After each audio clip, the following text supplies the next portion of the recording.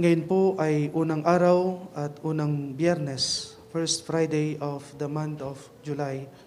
And this time we ask the loving heart of our Lord Jesus to be merciful, to always have mercy towards us.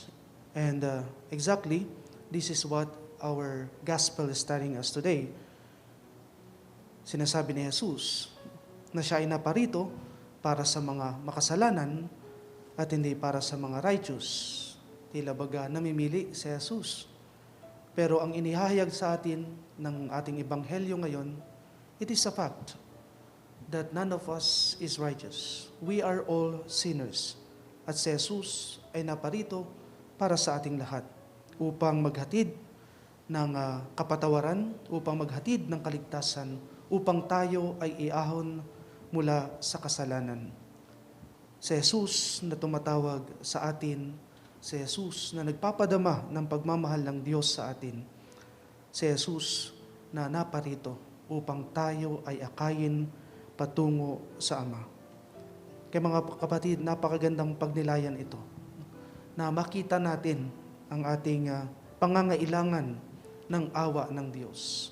Kaya nga, napakahalaga yung part na kung saan pag tayo ay nasa sakramento ng kumpisal, pagka upo pa lamang, ay sinasabi nating, "Bless me, Father, for I have sinned."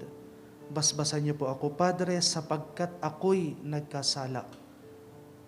There is acceptance that I have sinned.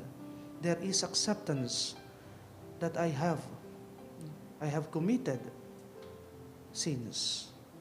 Napakahalaga nito sapagkat sa tagpo pa lamang na iyon, makikita o ipinapahayag na natin ang ating pagpapakumbaba na tayo nga ay tunay na makasalanan at ako ay nangangailangan ng awa ng Diyos. Kaya patuloy ang pagbibigay sa atin ng biyaya ng Diyos ng kapatawaran.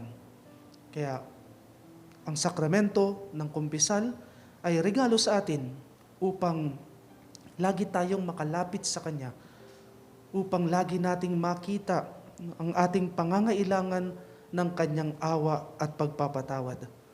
Sa ating buhay, minsan iisipin natin na dahil ako ay blessed, dahil ako ay okay, dahil ako ay maayos, minsan iisipin natin na parang wala akong nagagawang mali o wala akong pagkukulang.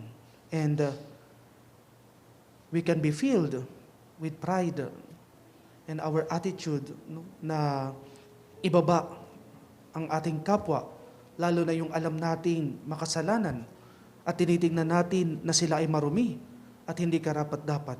Mga kapatid, tayong lahat ay nagkakasala. Tayong lahat ay may pagkukulang sa ating Panginoon.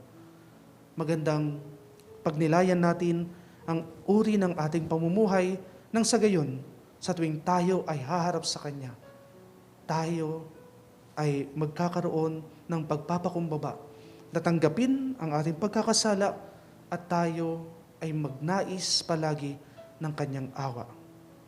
Amen.